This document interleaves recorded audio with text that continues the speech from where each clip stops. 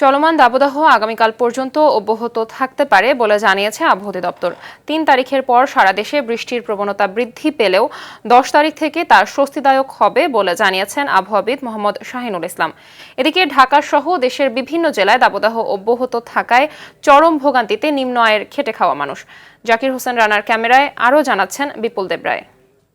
Walton fridge কিনে অনেকের মতো আপনিও হয়ে যেতে পারেন মিলেনিয়াল। সেরা পণ্যের সেরা অফার।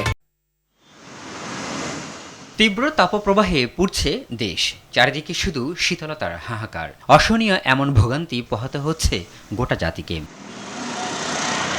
প্রতিনিয়ত তাপমাত্রা বৃদ্ধির কারণে নাভিশ্বাস হয়ে উঠেছে জনজীবন।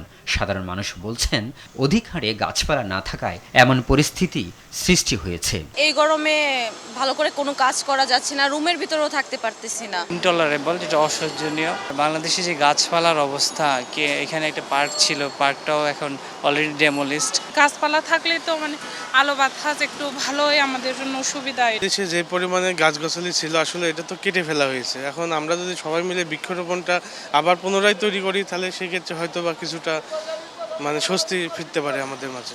এদিকে তীব্র তাপদাহে রাজধানীর নিম্নআয়ের মানুষ পড়েছে বিপাকে। তাই তো একটু শান্তির ছোঁয়ায় অলস সময় পার করছেন গাছের নিচে শুয়ে বসে। প্রচুর গরম, তারপর এই রোদের কারণে গাড়ি যাত্রী নাই।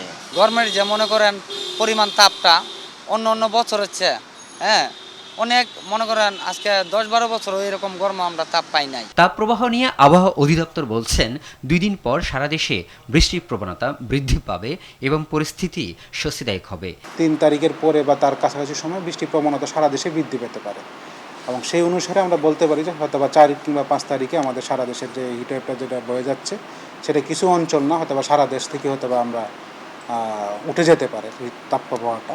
তখন অনেকটা স্বস্তির আমাদের একটা যে পরিবেশ সেটা তৈরি হতে পারে। এদিকে চট্টগ্রাম ও সিলেট বিভাগে 2-1 দিনের মধ্যে বৃষ্টিপাত শুরু হলেও খুলনা বিভাগে সহসা বৃষ্টিপাত হবে না বলে জানান আবহাওয়া অধিদপ্তর।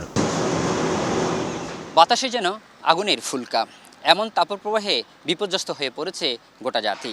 তাই এই ধরনের পরিস্থিতি নিয়ন্ত্রণ করতে হলে পরিবেশের আরও অনেকটাই উন্নতি ঘটাতে হবে।